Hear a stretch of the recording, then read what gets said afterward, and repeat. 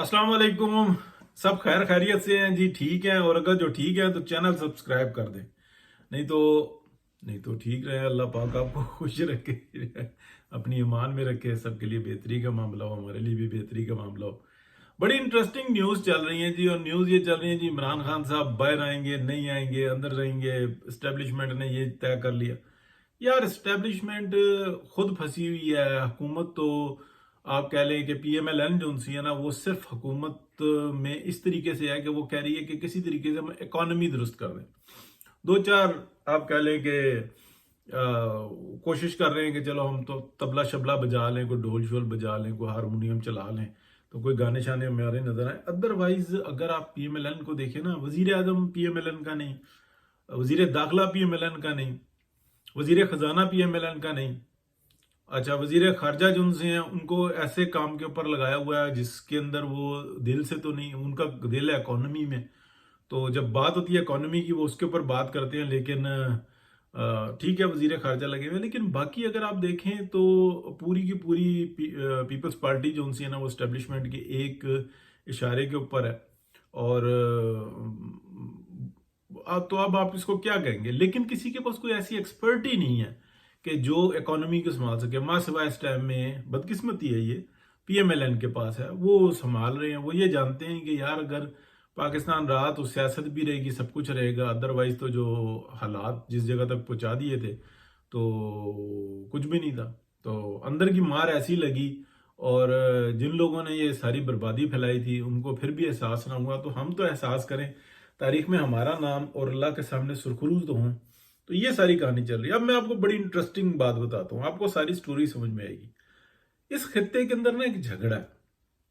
वो झगड़ा बार बार, मतलब मैं तो जिक्र करता हूं उसका, लेकिन कोई बड़ा ऐसा नामवर साफी तो जिक्र नहीं करता। झगड़ा ये है कि चाइना के दो हिस्से हैं, यानी कि सहराए गोबी और उसके दो मजीद ज्वाइंट सहरा चाइना को दो हिस्सों में तकसीम करते हैं। अगर हम उसको तकसीम को देखें तो एक तरफ 40% उसका एरिया है, जिसमें Beijing, Shenzhen, Canton, Hong Kong, Wuhan, ये सारे जो उनसे तरक्की याफ्ता शहर, डजन्स ऑफ शहर हैं, वो उधर आ जाते हैं। अगर आप बीजिंग को छोड़ के बाकी सारे देखें तो ये सनती यूनिट है। और बीजिंग बजाते खुद जो इंसान है, होल सेलिंग का दुनिया का सबसे बड़ा मरकज है। ठीक है, दुनिया का सबसे बड़ा मैकडोनल्ड भी बीजिंग में है, 1,000 काउंटर हैं उसके। तो अब आप अंदाजा लगाएं। अजीब वो, मतलब दुनिया की ना वो एक कह लें कि अभी वक्त नहीं आया कि उसकी पॉपुलैरिटी आए, तो एक अजूबा ही है जो चाइना। अब दो जो दूसरा हिस्सा है ना, वो उसके ऊपर टोटल उसकी 6% आबादी है और वो 60% है चाइना का। और वो पाकिस्तान की तरफ से उसका लिंक बनता है। अगर ये चाहे ना कि हम उस साइड पे निकाल लें तो बीच में सहरा है। और ये बात एक आम आदमी को समझ नहीं आ रही कि अमेरिका इतना बड़ा है, उसके 4 टाइम जोन है। उससे बड़ा जो है ना चाइना है, चाइना के 5 टाइम जोन है। अगर एक तरफ से फ्लाइट करेंगे ना, एक कोने से दूसरे कोने पे, तो तकरीबन 9 घंटे लगते हैं। ठीक है, तो फिर ट्रेन का सफर कितना होगा, ट्रलों का सफर कितना होगा। और अगर जो ये बॉर्डर्स पे बनाए जाते हैं, तो ये जो पाकिस्तान का ये जो सी पैक है ना, वन बेल्ट वन रोड का, तो सबसे बड़ी दुनिया की जो इकोनॉमी है ना, वो है एग्रीकल्चर। टेक्नोलॉजी को जो मर्जी कह लें, लेकिन आप इस वक्त में इकोनॉमी अगर आप कहें ना, इकोनॉमी जो सी है ना दुनिया की सबसे बड़ी, वो एग्रीकल्चर है। इंसान ने रोटी तो खानी खानी है। तो चाइना वो चाहता है कि मैं इस खत्ते का ना बहुत बड़ा एरिया जो सा ना, उसको हम जीरे काश्त लेके आए और दुनिया के अंदर एक्सपोर्ट करें। वो जो 40% एरिया ना, उसके ऊपर जो काश्त करके जो एक्सपोर्ट कर रहे हैं ना, तो दुनिया को वक्त डाला हुआ अगलों ने। ठीक है, पूरी। और इस साइड से वो चाह रहा है वन बेल्ट वन रोड का जो है ना वो आए, यहाँ से पूरा यूरोप जो है ना कनेक्ट हो, और ग्वादर के थ्रू जो है ना हम पूरी दुनिया को जो है ना लिंक करें। और उसके मुकाबले में बहुत कुछ हो रहा है। चले उसको अगर हम जाएंगे कि ऑस्ट्रेलिया में क्या हो रहा है, तो वो एक जेर बहस मौजू से हट जाएंगे हम। यहां पर अमेरिका चाहता है कि किसी तरीके से ऐसी बदमनी, और यूरोप, ये ममालिक चाहते हैं अपने, ठीक है, अपने उनके स्ट्रेटजी है, वो ये चाहते हैं कि हमारी आफियत इसी में ये कि ये جو پاکستان ہے نا یہاں پر افراتفری رہے، یہاں پہ ایسی صورتحال رہے کہ یہاں سے یہ لنک نہ کر سکیں، اور اس کو نا کافی ٹائم گزر گیا، اب وہ کر نہیں پا رہے. تو کل جن اپنا جینٹری بیچ کا جو تھا نا ذکر ہوتا رہا کہ وہ جناب وہ وفد لے کے آئے ہیں، تو میں مذاق میں ایک بلکہ ولاگ بھی کیا کہ جینٹری بیچ جو ہے نا وہ ٹرمپ کا فرنٹ مین ہے، اور یوں اور وہ میں نے مطلب ولاگ میں آپ کو بتایا کہ ملک ریاض اگر ٹرمپ سے پارٹنرشپ کر لے تو وہ اس کی بچت ہو جائے گی، جیسے پاکستان میں ایک روایت ہے. تو لیکن اگر میں آپ کو صحیح آپ کو بتاؤں کہ جیسے سمجھ میں آ رہی ہے یا جو معلومات آ رہی ہیں زیر بحث ہے ساری، کہ یہ جو جینٹری بیچ کا آنا ہے، جینٹری بیچ کو چھوٹا سا نہیں ہے، نام رکھتا ہے اور یہ بڑا اسٹیبلشمنٹ کے قریب پایا جاتا ہے اور ٹرمپ انتظامیہ کے قریب پایا جاتا ہے. اس کا تعلق یہ نہیں ہے کہ کلاس فیلو تھا تو یوں، یہ سارے جو ہے نا کلاس فیلو ہی ہوتے ہیں، سب تعلق ایک دوسرے کے ساتھ مفادات کے ہوتے ہیں، چھوڑ دیں اس بات کو. تو اب میں اس طریقے سے بتاؤں کہ جو سی پیک بن رہا ہے نا پاکستان کا، اور جس بحران سے پاکستان نکلا ہے، اس میں اسٹیبلشمنٹ نے کام بڑا خراب کیا. انہوں نے اپنی اجارہ داری نہیں چھوڑی، ورنہ پاکستان بہت آگے تیزی سے جاتا.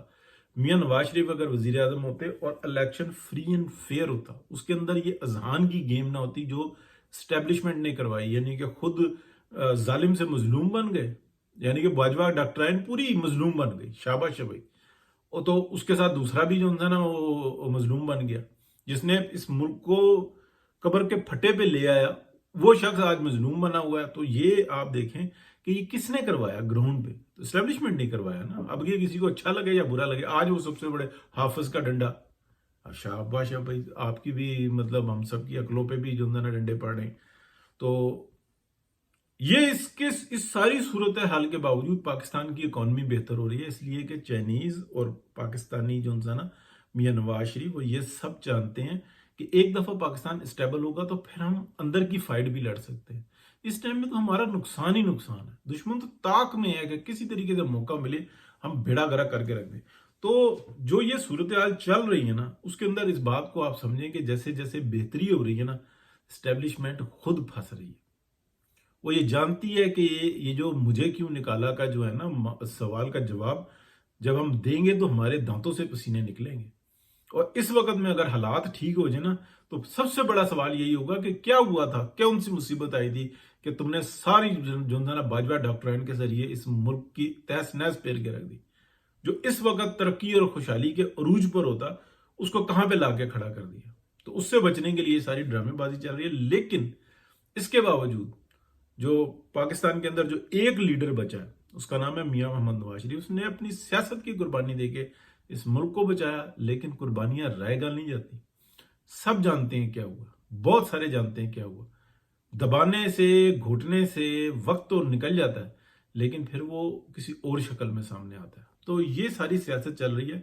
اب وہ جو جینٹری بیچ وغیرہ جو آئے ہوئے ہیں نا وہ اس بات کو ایکسیپٹ کر چکے ہوئے ہیں، امریکنز ایکسیپٹ کر چکے ہوئے ہیں کہ اب چائنا یہ سٹیپ لے کر رہے گا، کیونکہ ہماری ٹیکنالوجی اور چائنیز ٹیکنالوجی میں ہم جو ہے نا اب برابر میں ہیں یا ہم تھوڑے سے پیچھے رہ رہے ہیں.